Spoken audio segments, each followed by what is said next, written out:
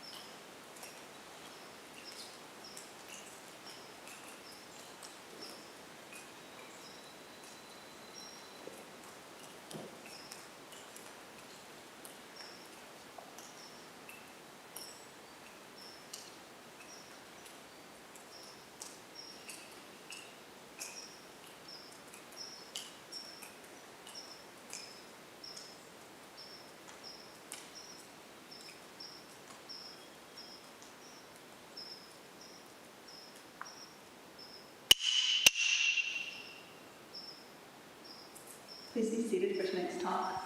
Please sit facing the teacher and comfortably sit in eye contact. And we will start the Lankavatara Sutra, which is on page 8.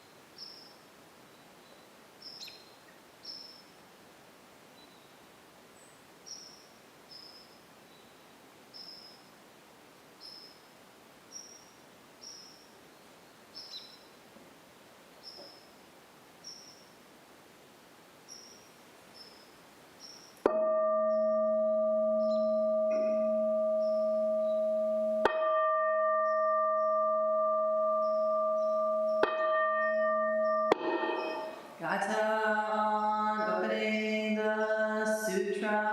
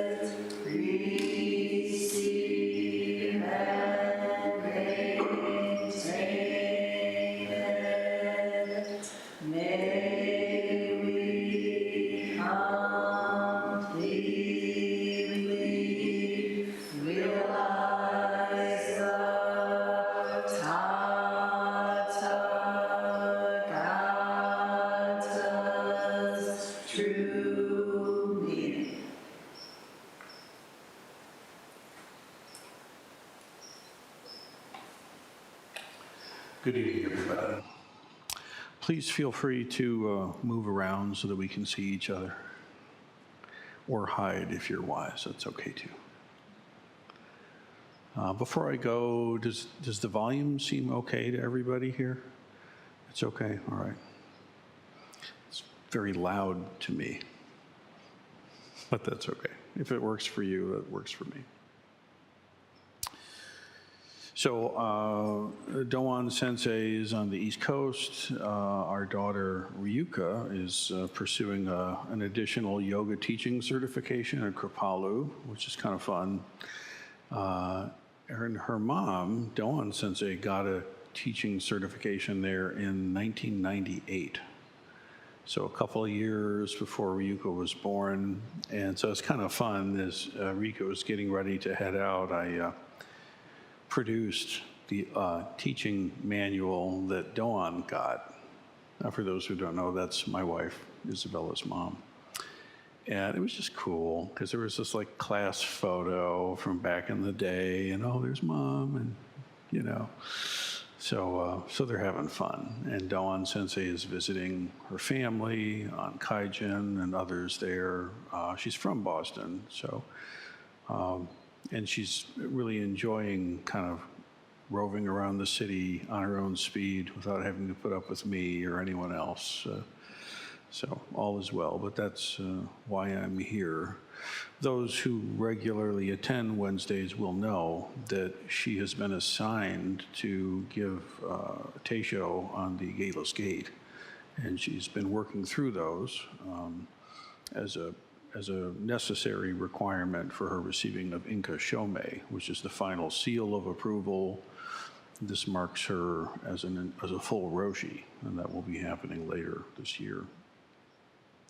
Meanwhile, I'm charged with the Lankavatara Sutra, so plenty to go around. And our ongo has been spent working on the Lankavatara, and we are now up to, there's this chapter called the Mind System, and we're using, I mean, there's a lot of versions out there, but this is the epitomized version translated by Dwight Goddard from back in the 30s or 40s. So of all the ones that are around, it still holds up. I think is the most useful for what we're doing with the sutra. So let me just read the little chunk, and then we'll see if we can make something of it.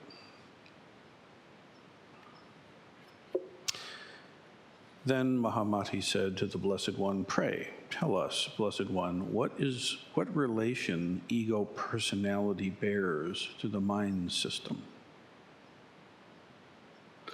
The Blessed One replied, "To explain it, it is first necessary to speak of the self-nature of the 5 grasping aggregates that make up personality. Although, as I have already shown, they are empty, they are unborn, they are without self-nature. These 5 grasping aggregates are form, sensation, perception, discrimination, and consciousness. Of these, form belongs to what is made of the so-called primary elements, whatever they may be. The 4 remaining aggregates are without form and ought not to be reckoned as 4 because they merge imperceptibly into one another. They are like space, which cannot be numbered. It is only due to imagination that they are discriminated and likened to space. Because things are endowed with appearances of being, characteristic marks, perceivableness, abode, work, one can say that they are born of effect-producing causes. But this cannot be said of these 4 intangible aggregates, for they are without form, and they are without marks. These 4 mental aggregates that make up personality are beyond calculability. They are beyond the 4 propositions. They are not to be predicated as existing or as not existing, but together they constitute what is known as mortal mind. They are even more Maya-like and dreamlike than our things. Nevertheless, as discriminating mortal mind, they do obstruct the self-realization of noble wisdom.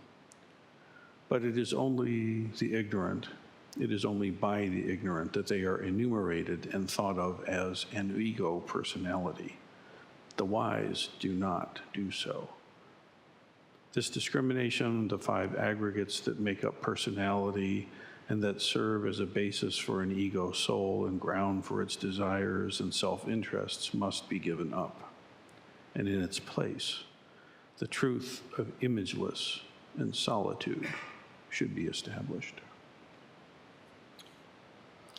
So, as we've come to expect, Lankavatara is perfectly clear and needs no comment from anyone. It says what it says, and that's what it said.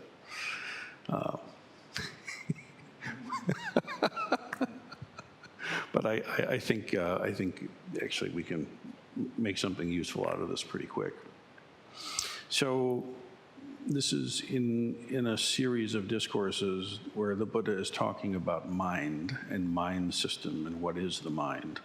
And the querent here, Mahamati, is saying, what is the relationship between the ego, the personality, and this mind system?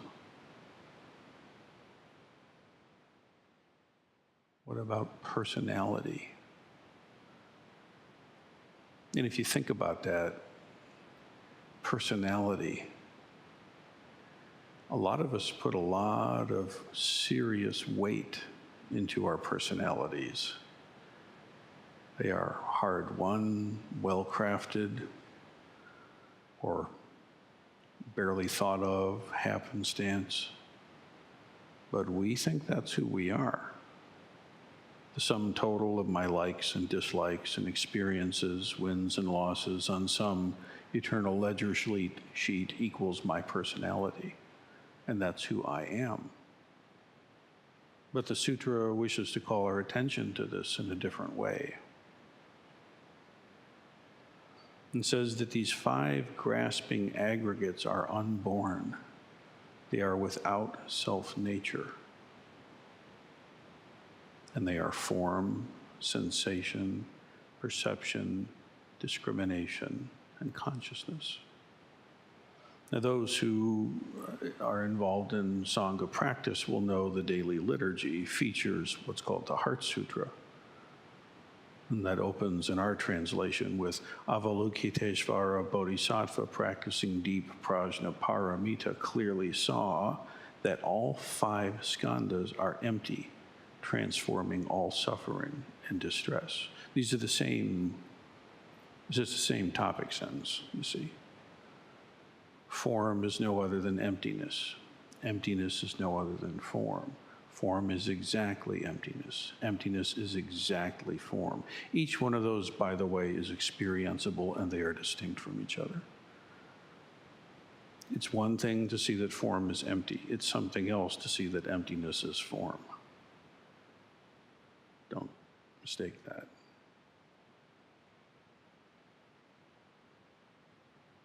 Sensation, perception, mental reaction, consciousness are also like this.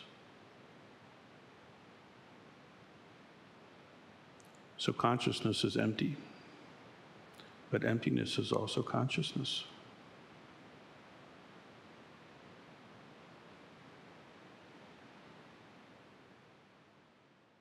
All things are essentially empty, not born, not destroyed, not stained, not pure, without loss, without gain. So when asked about personality, the Buddha goes right there. And the sutra makes a distinction and says that form, form is like stuff. In terms of your body, it's the skin and the bones and the flesh and everything, the organs. And the Buddha says that is made of elements. I love the whatever they may be.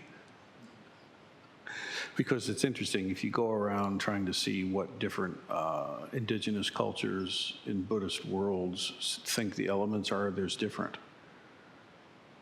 Some include metal.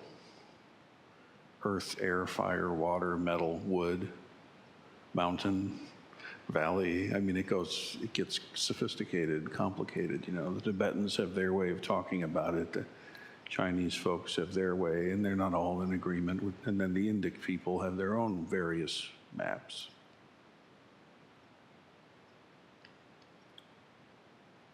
But the point that's being made is pretty simple. Form is, encounterable this way. But the sutra wishes to call to our attention that sensation, perception, discrimination, and consciousness. Discrimination is that part of us that starts deciding and categorizing, liking or not liking. See? There's the form, there's the sensation of the form, there's the mind of the form, and then there's the discriminating, picking and choosing, consciousness itself. But the Buddha says that these last four are really, it's tough to even call them different from each other. They merge imperceptibly into one another. They are beyond calculability,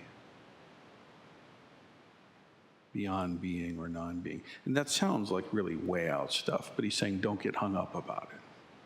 Don't make a thing out of it. That's actually what he's saying. But it's important to notice these things and to think about them. This way of expressing the human experience, there are others, but this way of expressing the human experience has a certain kind of feeling to it. And that feeling tone is what the sutra wishes us to feel more of. Don't take these as abstract truth claims. They're not debate points to go and talk to your other friends with and debate theological differences with. You know, one of the Buddha says it's that. This is would be silly on a lot of levels. But if you're practicing, now suddenly this is very useful. This is like a very, very seasoned guide saying, well, think about this, be aware of this. You know, I got a chance to play with Jon Hendricks quite a lot, who was a very famous jazz singer. He played with Charlie Parker and Duke Ellington, amongst others, Toledan. And believe me, when little 40-whatever-year-old I was on stage with 80, however old he was, Jon Hendricks, and we're talking about what tune he wants to play and how he feels about that tune. Like, I want to hear how Jon Hendricks feels about that tune. Do you know what I mean? It's kind of like that. We're getting the chance to play with the heavy, and we want to hear what they think is important in this. It's precious, really. And so this business about sensation, perception, picking and choosing, consciousness itself, they're beyond calculability. They're beyond what it says in here, the four propositions. The four propositions are a classic. Being, non-being, both being and non-being, neither being or non-being, right? It covers the bases, so they would think. And he's saying it's beyond any of that. It's interesting, as I pointed out, that in the sutra, if a person is stuck on the view of being, then the way the Buddha describes Buddha nature will be very different than if somebody's stuck on emptiness. Or if someone's stuck in the view that they know it's both or that they know it's neither. What Buddha uses to describe Buddha nature is completely different terms, and you see it throughout the text. Talking about the same thing. But if you're stuck on a fixed you, he'll call it unborn emptiness. If you're stuck on emptiness, he'll call it true nature. Because he's a doctor and you're sick, and this is the medicine that will help you. So in this particular passage, he groups those latter four and says, consider them to be mortal mind. Yet another mind. There's so many minds in the sutra, it's a little maddening. You can add this one to the list. But basically, he's saying that those four have a role to play, you see. They are more dreamlike than form. The sensing, perceiving, picking and choosing, and consciousness. But they do obstruct self-realization of noble wisdom. How? If you think they're you. This is the shoe dropping here. What you can feel in between the lines here is that there are certain people that said, well, that's myself then. Form, sensation, perception, discrimination, consciousness is me. Put a bow on it.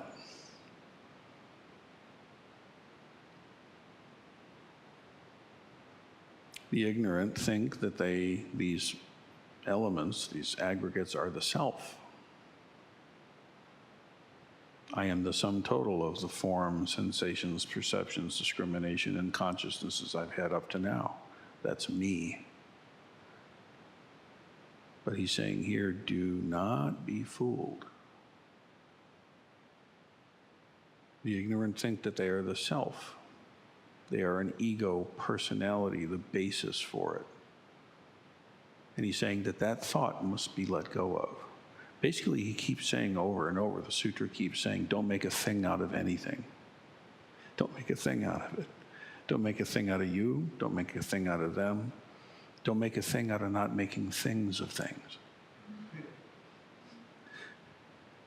It's true. I mean, the first Dharma chakra, the first turning of the Dharma wheel, the Buddha taught. When the Buddha taught, we say he turned the Dharma wheel, right? So teaching is turning the wheel.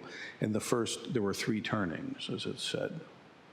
And the first turning is emptiness of the self.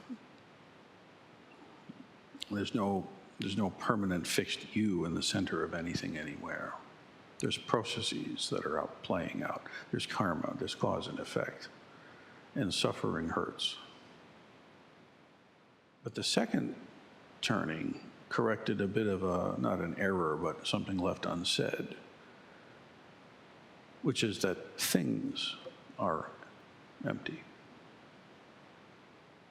The classic analogy for this is that you're suffering in a dream that's really going badly, but you realize that you're just dreaming.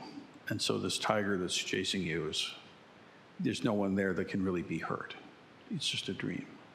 That's the first turning of the wheel. The second turning of the wheel is realizing that tiger in the dream also, it's just a dream tiger.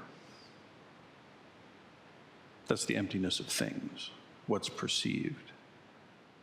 The third turning of the Dharma wheel is to realize that everything in the dream is of your mind, is an expression of mind itself. God, if you like. That's the heavy one. That self-realization of noble wisdom is realizing the whole light show is, as the sutra says, mind. Nothing but mind.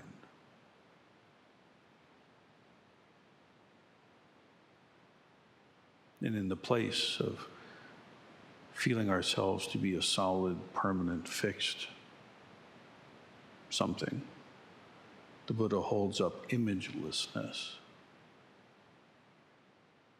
and solitude. Solitude means not one, not two. It doesn't mean just be alone, like just leave people and go away. It's like, I mean, sometimes. But what it means here is it means realize the oneness of yourself and all things as not two. Intimacy is what it's talking about. Whether it's a newborn child's first breath or an elder dying of old age, breathing their last breath.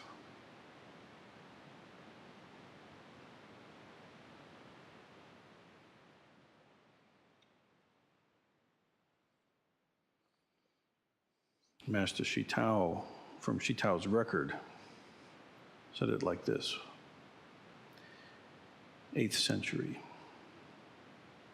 You must realize that the substance of your own mind is beyond annihilation and beyond eternity. Its nature is beyond purity or impurity, deep and complete. It is the very same in both sages and ordinary folks.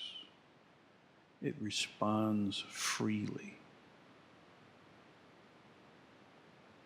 differs from ordinary dualistic mind in its various functions. The triple world and the 6 paths of suffering appear spontaneously as nothing but mind, nothing but thusness, nothing but Buddha nature, nothing but your true self.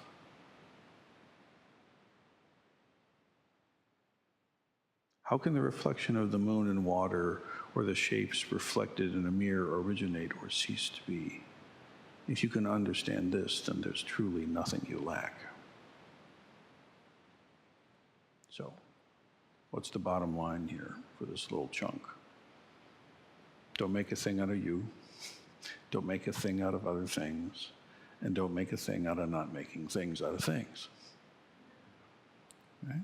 Rather, simply let go and embrace intimately the moment that you're in right now.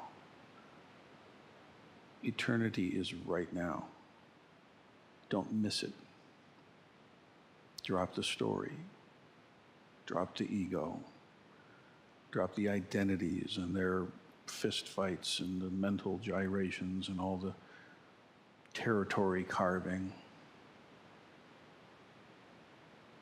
Just let go and practice your life the way your life actually is, and realize that suffering can be dealt with.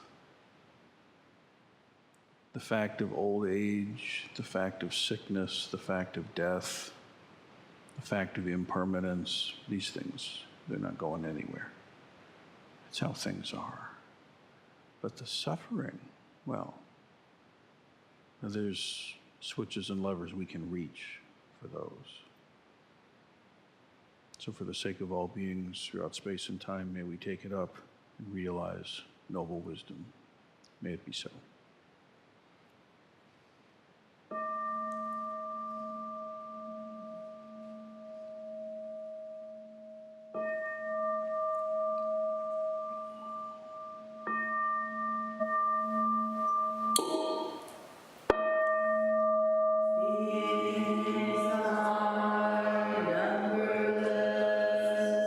I vow to free.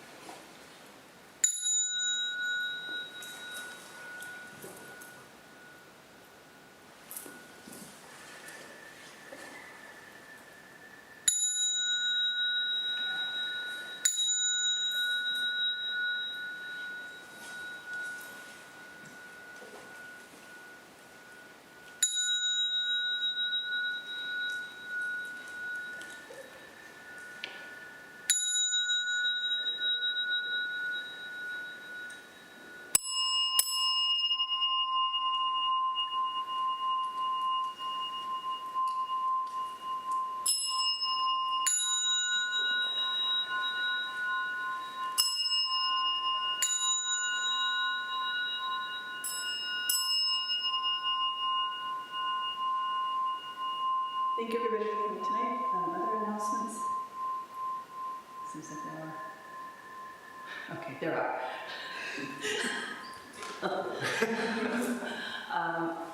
So there were a few events for this weekend that are all canceled. So there was a Right to Our workshop for this Saturday that's canceled, and there was an ethics workshop for Sunday, and those are both canceled just due to unforeseen circumstances. They're both going to be rescheduled. Next weekend, though, big weekend. Saturday is the second Ongo teaching retreat, so if you enjoyed the discourse tonight on the Lankavatara Sutra, Roshii will be speaking all day, 9 to 5, with a break for lunch and rest, furthering our experience with the sutra. What else is happening this weekend, okay? Next weekend. Long Rim on Sunday. The Lam Rim, yes, thank you. I knew there was another big thing. If you're in the Lam Rim cohort, that cohort is meeting on Sunday morning, and the Jukai initiates also will be meeting on Sunday. 20. Both Sundays. So, anything else? Garden. Oh, if you're interested in gardening, gardening is happening on Saturday. They're putting in the herb garden here from 10 to 2 p.m. On Saturday, Zui June is in charge of that, and she's providing lunch and drinks, and you just need to bring your gloves, and that's open to anybody at all to help with that. Potluck? And the potluck is on Sunday, yes. So that's this Sunday, potluck. Bring your favorite vegetarian dish to share. What else?